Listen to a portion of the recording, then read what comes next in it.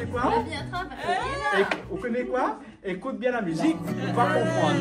Sans vos tabous, l'affectivité, c'est charité. Même handicapé, faut nous autres bonheur. L'amour nani, l'odeur nani, couleur. Papa la papa, yeah yeah. Papa la papa, ya papa.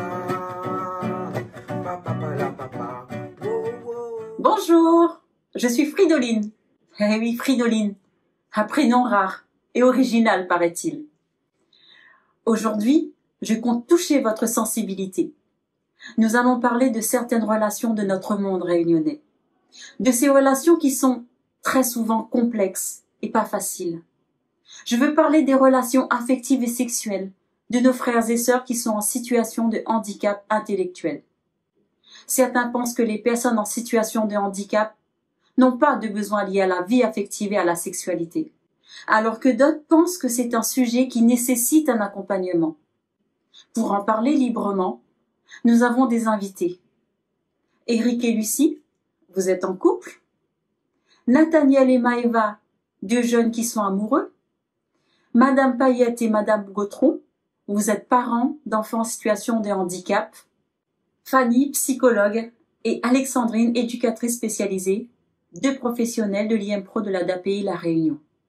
Je veux vous transporter directement au cœur du sujet en donnant la parole à ceux qui sont concernés en premier lieu. Papa la papa. Bonjour, Bonjour. vous allez bien? Oui. Bien. Alors, est-ce que vous pouvez dire moi comment on m'appelle?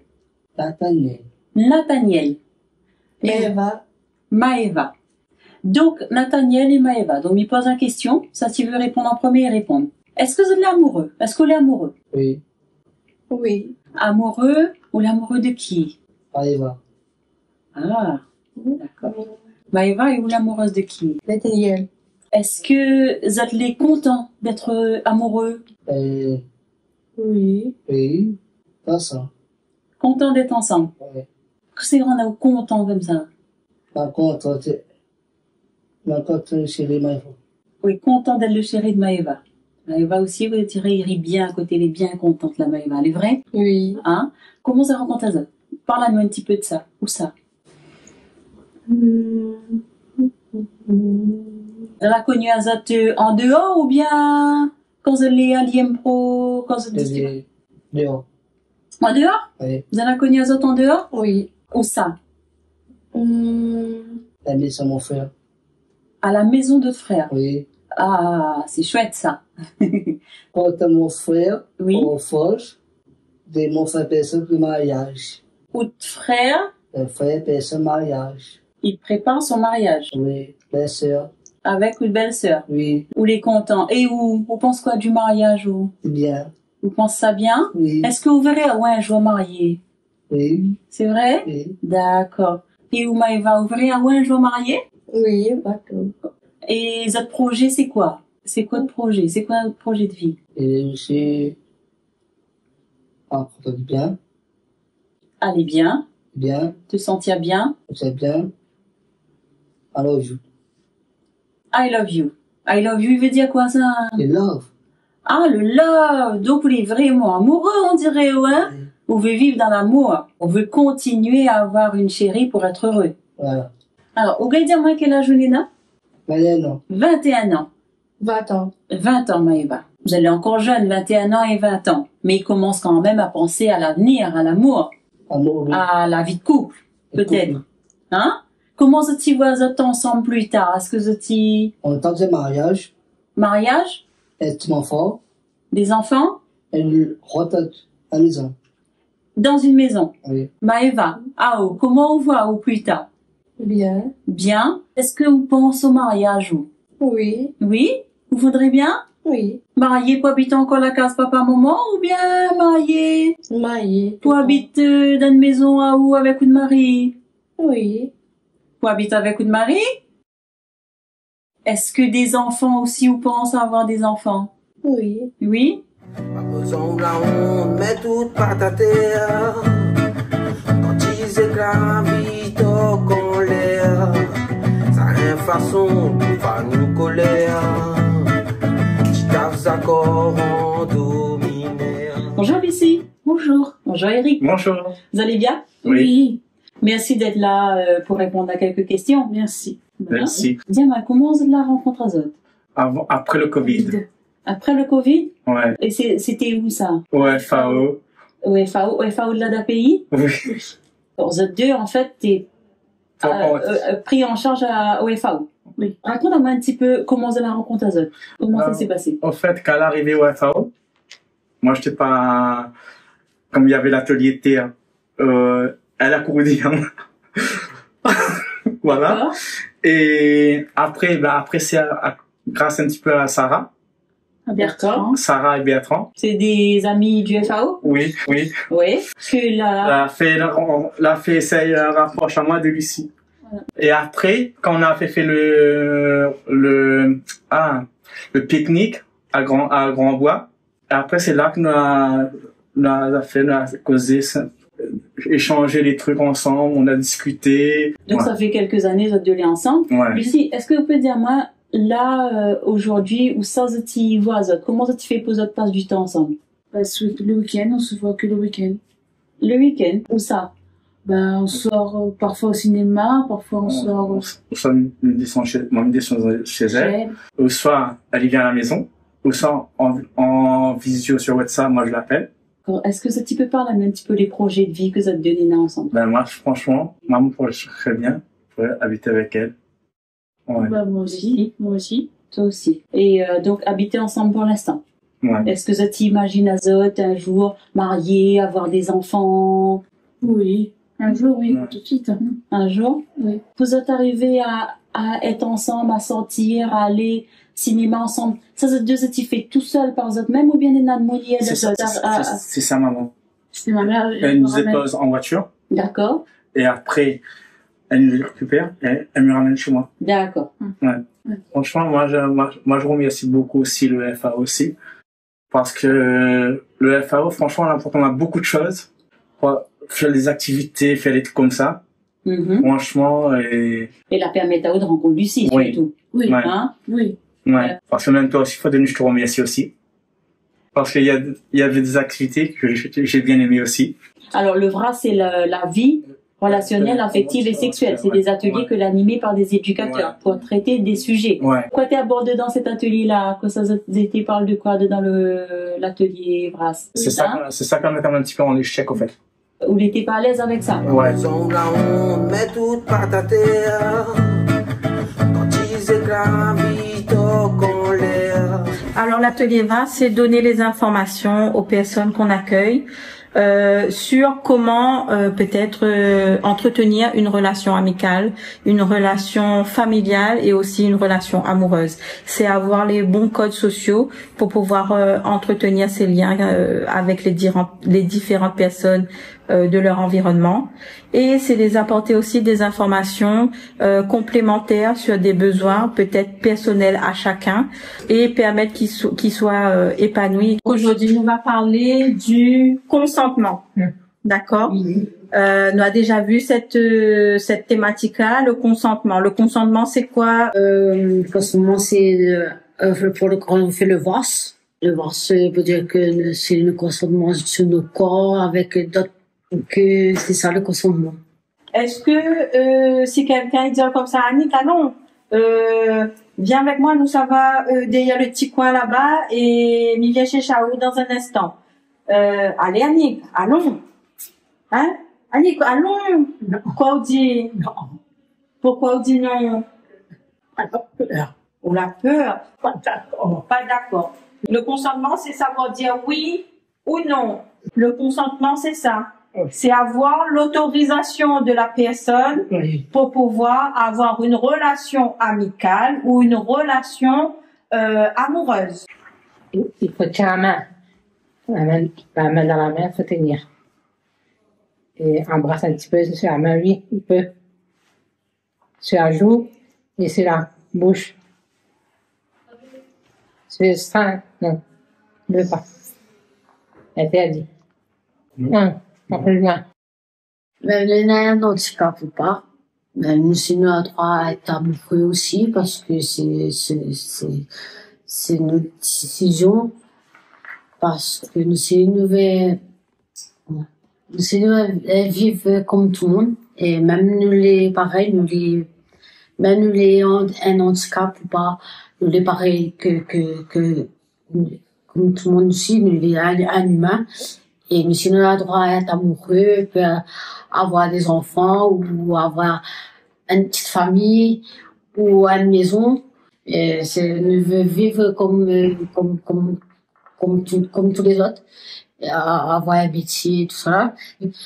C'est ça, le voice, il aide à nous aussi, à donner sur nos corps à nous et fait grandir. Pas besoin de la honte, mets tout par ta terre. Quand ils éclatent, en l'air. Aujourd'hui, vous êtes deux, les ensemble, ça fait quelques années, vous êtes heureux. Ouais. Oui. Franchement, des fois quand je suis à la maison, on me dit, là, on va texte tous les soirs, texte. Je dis, bah ouais, mais en fait, moi, comme je sais pas lire, comme je dis après de lire, moi, comme je sais pas lire, avec des petits dessins, des petites minuscules. Les émoticônes. Ouais.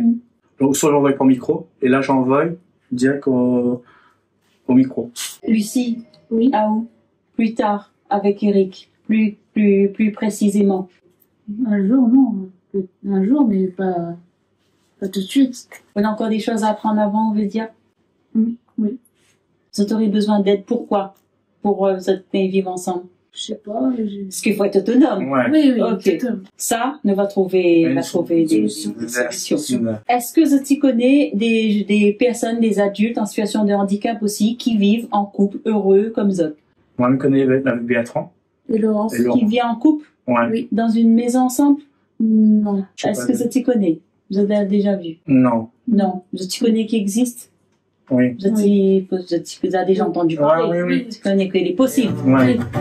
Vivaldi sans trop tabou. L'affectivité, notre sexualité. Même handicapé, il faut trouver autre bonheur. L'amour en ani, l'autre en ani, couleur. Bonjour. Bonjour. Alors, vous êtes connu il y a combien de temps 18 ans. 18 ans. 18 ans de bonheur. Oui. Oui. Vous êtes marié, concubinage Combinage. et vous êtes rencontrés ici. Oui. Ici, en cuisine. Comment ça s'est passé? Moi, j'étais près de la chambre froide. Et elle venait juste de rentrer en cuisine.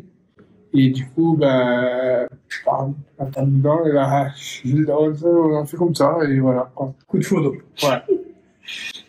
Et 18 ans après, ça dure. Ça dure. Eh oui. Vous avez combien d'enfants? Trois garçons, une fille. Une fille. Premier à quel âge? 11 ans. 11 ans. Ça se passe bien avec les enfants? Oui. Oui, ça fait. Après, on a le deuxième, il a 7 ans. Après le troisième, il y a 3 ans. Et après le dernier. La dernière aura 2 mois. Et après, il y en aura d'autres ou bien ça s'arrête? Non, ça s'arrête. Pour l'instant, hein. Bon, vous avez fait pour arrêter. Soit il en mort, soit il. Je sais pas. Faut pas séparer, il faut bien parler. Et pour élever vos enfants, est-ce que vous avez une aide du CAT ou bien vous vous débrouillez tout seul? Non, on débrouille tout seul. Ouais. Et ça se passe bien? Oui. Oui, pour l'instant. Et vos parents étaient d'accord pour que vous vous mettiez en couple? Les miens, oui, mais de mon côté, ils ont été d'accord dès le début. Mais après, du côté de madame, elle a un peu de râle poussé, tout ça. Ouais. Et du coup, on s'est séparés pendant 2 mois. Et après, on s'est recollés. Et depuis ce temps-là, on est ensemble. C'était compliqué, le refus des parents, là? Oui, c'était compliqué pour moi. Pourquoi? Parce que je voulais, déjà un amoureux. Et déjà avoir ma propre maison aussi. Mais on accepte les parents, ils sont d'accord, ils viennent vous rendre visite, tout ça? Non, mon papa est décédé là déjà 1 an. Et moi, il habite du côté de Saint-André. Donc, plus de fréquentation. Et elle vient pour vous parler de la sexualité? Oui, avant, on avait fait un petit groupe de ça, justement. Et après aussi, il avait fait un petit groupe, on soutient aussi pour parler de ça. Et ça rend service, ça aide bien? Oui, rend service, oui. Pour les personnes qui ne connaissent pas, c'est quoi, ils veulent dire la sexualité? Ne pas hésiter à avancer. Et si vous hésitez, on la personne que William va reconnaître que William a, quoi. Et du coup, faut lancer ça où, et si il a un refus, ben, il y a un refus, on comment faire. Parce que si William la personne vraiment, comme dit monsieur, ben, elle est facile. Pour moi, elle est facile comme il aime quelqu'un, parce que moi, il est rouge. Tout de suite, moi, il me rougit, moi. Quand moi, amoureux de quelqu'un, moi, tout de suite, me rougit. Mais après, c'est autres devoirs, si tu veux avancer ou pas, hein. C'est notre relation. Vivali sans trop tabou. L'affectivité, notre sexualité. Même handicapé, il faut trouver autre bonheur. L'amour en ani, l'autre en ani, couleur. Je suis avec nos invités, parents d'enfants en situation de handicap intellectuel. Madame Gautron, Madame Payette, est-ce que vos enfants ont une vie amoureuse? Madame Payette. Bon, ben, pour l'instant, Madame Fridolin, pas encore. Elle n'est pas prête sur la sexualité. Donc, du coup, pour l'instant, elle n'est pas ma priorité pour l'instant. Madame Gautron. Oui, moi, ma fille est en situation de couple. Elle a une vie amoureuse avec un jeune homme de l'établissement qu'elle fréquente. Et donc, moi, je suis pour. Est-ce que vous pensez que votre fille et son compagnon ont besoin d'accompagnement? Oui, oui, bien sûr. Ils ont besoin d'accompagnement c'est un fait, hein, dans la vie quotidienne, que ce soit lui ou elle. Mais ils vivent pas sous le même toit. Hein. Ils sont des amoureux reconnus. Et je suis aidante de ma fille, en fait. Et je prends soin aussi de son compagnon de temps en temps. Je fais le relais pour sa maman. Je les emmène au cinéma. Des fois, je fais pas mal de choses avec ma fille où son compagnon n'est pas inclus. Hein. Madame Payette, Oui. vous disiez tout à l'heure que vous n'êtes pas prête. Mais votre enfant, lui, est-ce qu'il est prêt? Ben, pour l'instant, il voit que il n'est pas encore enfin, sa sexualité ne va pas lui encore prêt. Moi, je vois pas les prêt, mais comment de toute façon, moi, m'a toujours travaillé avec les professionnels, de façon que en tant que maman, ben, il laisse aller aussi, il fait sa vie comme il entend. Mais on a toujours quand même mis. D'accord. Mais franchement, avoir les jeunes porteurs de handicap avec leurs copines, leurs copains, donc c'est à moi d'apprendre aussi, d'anticiper les choses, Madame Fridolin. Donc faire sa vie comme il entend, il veut peut-être dire aussi un jour qu'il a une vie avec une vie sexuelle. Une vie amoureuse, une vie sexuelle, c'est un adulte, si j'ai... Oui, Madame Fridolin, mais il fait déjà 24 ans. Il est encore dans ce comportement de parents qui voient encore comme un bébé. Mais avec les professionnels, les parents, ben, il apprend. Vous ne restez pas figé sur la question. Non. On peut aussi... Voilà, c'est ça. Moi aussi, je serais contente de voir mon garçon épanoui avec une fille, qu'importe, mais pour l'instant, pour être honnête, il n'est pas encore. Une question qui peut fâcher. Est-ce que vous voyez vos enfants avoir des enfants? Oui, franchement, non, pour l'instant, non. Pas pour l'instant? Pour l'instant, non. C'est un jeune, bon, il a besoin d'amis, comment? Madame. Moi, par rapport à ce sujet, mon enfant, avoir un enfant, c'est quelque chose qui n'est pas trop déjà à l'ordre du jour.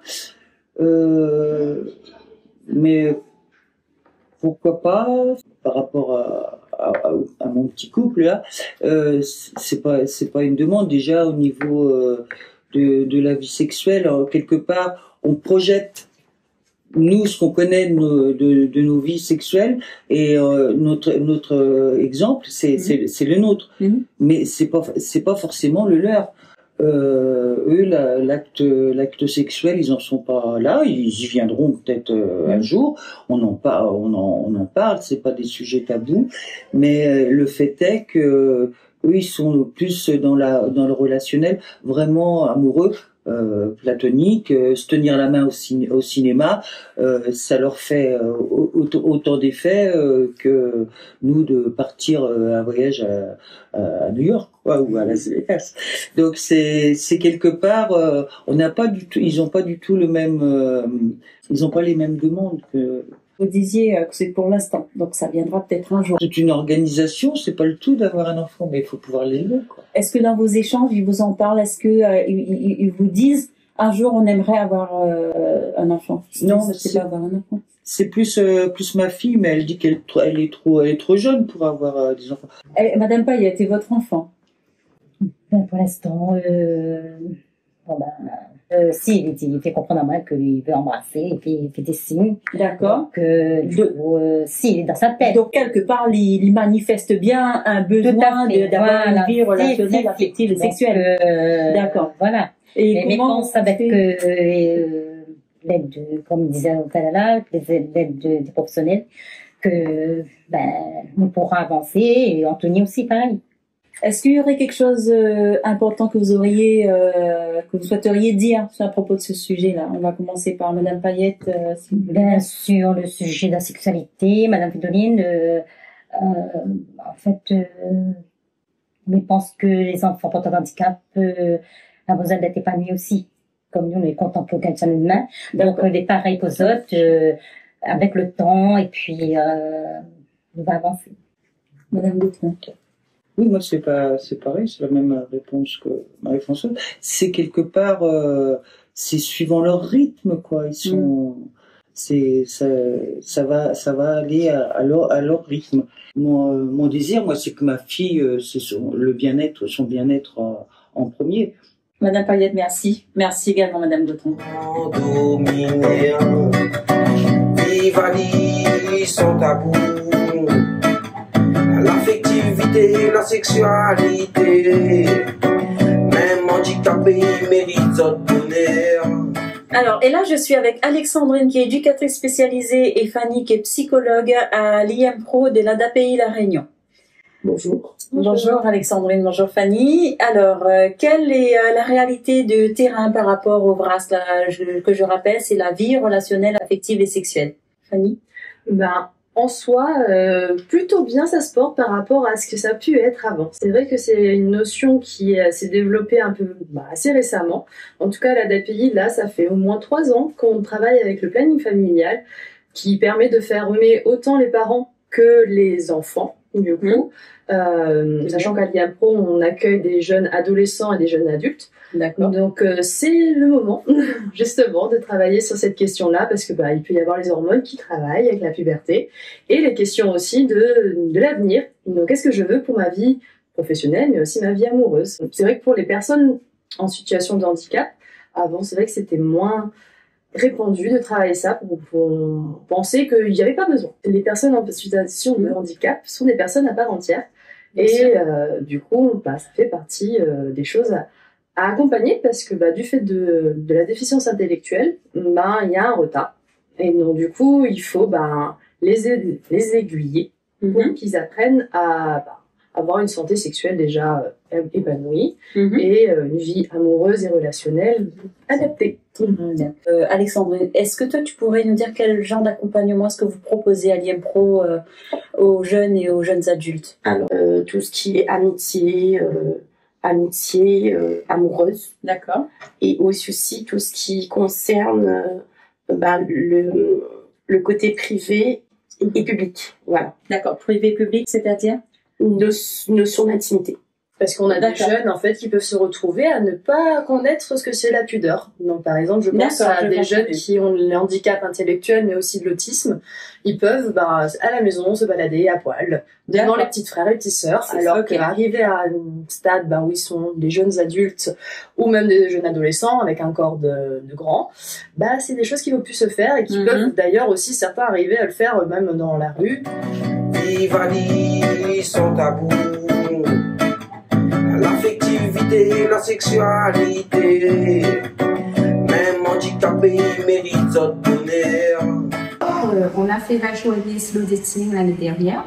Donc, on a fait un partenariat avec le planning familial qui nous a proposé cette journée, en fait, qui a proposé aux jeunes cette journée. Du coup, ça consistait à faire des rencontres hors établissement. Le planning familial a décidé de coopérer avec nous pour mettre en place cette journée de slow dating qui s'est fait l'année dernière à Saint-Gilles. Laurent est un petit peu moins à l'aise parce qu'il a essayé des techniques de drague. Parce que voilà, il y a des filles. Donc, il a su accepter le nom et il est devenu camarade avec la fille qui était là-bas. Donc, c'était très enrichissant, autant pour les éducateurs parce qu'on a participé, c'était la première fois aussi, et autant enrichissant aussi pour les personnes accueillies. C'est là rencontrer d'autres personnes. Bien. Donc, après, elle a mis un ruban, toutes les couleurs. Rouge en amour, bleu en amitié, vert camarade. Et rouge. La Musano, même, n'a pas trop dansé. Un seul. A chanté aussi. Danse avec elle. Et après, ça l'a rencontré, Et après, elle a montré à nous aussi, les préservatifs, les colonnes protégées, un truc en plastique, pour mettre dessus, pour montrer à nous pour mettre dessus. Oui, c'est ça. Et moi, je ne sais pas. Donc, celle qui connaît pas, elle la montre à eux aussi, mais ils avaient honte, mais ils l'a aussi envers la madame. On pas dans le numéro. Et voilà, elle a donné le numéro. Et en fait, sur la chicane, on avait le numéro au téléphone. Moi, et après, elle est partie. Est-ce que les parents sont d'accord avec tout l'accompagnement que vous proposez sur le terrain? Oui, bien sûr. Il y a certains parents qu'il faut quand même travailler avec eux petit à petit, parce que il y a certains parents, au niveau compréhension, c'est un peu compliqué pour eux, mais il faut du temps, on va dire. Mais effectivement, tous les parents sont concernés par cela, parce qu'il y a justement beaucoup de problèmes de comportement au niveau sexualité, on va dire. C'est pour justement atténuer ces problèmes de comportement-là. Vous proposez des accompagnements auprès des jeunes. Est-ce que vous proposez également des accompagnements pour les familles? Oui, au travers du planning familial. Donc, nous avons des sessions qui se font en même temps qu'avec les jeunes. Donc, du coup, les après-midi où les familles peuvent venir et donc, du coup, peuvent poser leurs questions auprès des familles. Il y a le travail aussi avec les équipes. On est à l'écoute. Okay. En général, les familles sont assez demandeuses parce que, comme tout parent, des fois, la question de la sexualité, ça peut gêner. Et c'est plus facile de laisser à autrui de répondre. Donc, du coup, c'est vrai que c'est des choses que on croit souvent que les parents sont en désaccord, mais la plupart du temps, une fois qu'on leur a expliqué ce que c'était, ils sont plutôt pour être demandeurs d'informations déjà, de comment les aider là-dedans et d'aider leur enfant aussi là-dedans. Historiquement, avant le VRAS, qu'est-ce qu'il y avait? Qu'est-ce que vous proposiez sur le terrain pour les jeunes adultes et les adolescents? Historiquement, ça pouvait se faire que les jeunes ou les personnes en situation de handicap étaient mis sous contraception sans information. Ce qui n'est plus forcément le cas maintenant. Pour les majeurs, en tout cas, on peut en travailler de manière libre. Pour les personnes mineures, il faut l'accord de la famille. Donc, c'est pour ça qu'en général, on précise bien, on accompagne bien et on discute bien avec les familles pour qu'ils comprennent et avec la personne concernée aussi pour qu'ils comprennent et pourquoi on les accompagne là-dessus. J'ai appris qu'il y a une salle d'intimité. Vous pouvez me dire en quoi cela consiste? Ça concerne pour les personnes en situation de handicap. Le plus souvent, c'est plus les populations qui sont les plus déficitaires, qui peuvent avoir des besoins, comme par exemple de se masturber. C'est pour leur apprendre à se masturber dans les bons lieux. Comme on disait tout à l'heure, ça peut arriver qu'ils connaissent pas les lieux qui sont privés et qui peuvent se déshabiller, se toucher dans des lieux inadaptés comme le salon, comme l'extérieur. Et découvrir son corps, à se masturber au bon endroit. On les entraîne, on les réoriente dans la salle d'intimité. Notamment là, nous à Liam-Pro, on a des salles d'intimité chez les personnes autistes où il faut encore plus généraliser les compétences, que ce soit à Liam-Pro ou à la maison. Les parents vous disent pas que c'est poussé au vice? Non, parce qu'en général, ils sont demandeurs, parce que quand on met des protocoles comme ça, c'est justement pour protéger leur enfant de se mettre en danger. Comme on disait, ça peut, si les jeunes se mettent à se masturber ou à se déshabiller à l'extérieur, c'est soumis à la loi. Ils peuvent recevoir. C'est socialement gênant, mais c'est interdit par la loi. Alexandrine, quel est ton point de vue un peu général, on va dire, au sujet de la vie relationnelle, affective et sexuelle? Moi, je trouve que c'est quelque chose de bien parce que, comme ma collègue disait, c'est vrai que avant, dans le temps d'avant, c'était vraiment caché, on va dire. Les personnes en situation de handicap n'avaient pas le droit d'être en couple ou d'avoir une vie relationnelle et affective, ou voire même de faire une vie de famille. Oui. Et là, moi, je trouve que depuis maintenant, ça commence à se développer. Et par rapport à la loi du 11 février 2005, donc pour l'égalité des droits et des chances, c'est pour tous. Donc, l'essentiel, c'est que les personnes en situation de handicap soient épanouies dans la vie relationnelle et affective. Merci. Et Fanny? Pour rejoindre à Alexandrine, le but, c'est que ces personnes aient un accompagnement le plus adapté pour être le plus épanouis dans leur vie sexuelle et amoureuse. Voilà. Jolie, jolie, tu plais à ma mère, tu plais à mon père, salade de fruits, jolie, jolie, jolie. Un jour, l'autre, il faudra bien qu'on se marie. Ouais, super. Peut-être un petit mot, Madame la Présidente? CADAPI La Réunion est une association de parents et d'amis de personnes en situation de handicap intellectuel et ou psychique, et nous œuvrons donc dans l'accompagnement pour le bien-être et l'épanouissement donc des personnes que nous accompagnons. La vie affective, relationnelle et sexuelle fait partie donc de nos objectifs, et pour nous c'est important de pouvoir accompagner donc les personnes dans ce domaine-là. Merci à tous d'avoir participé à ce Ronde Causée. À travers cette émission, nous avons essayé de vous proposer un regard, des témoignages sur la vie relationnelle, affective et sexuelle des personnes en situation de handicap intellectuel. À bientôt.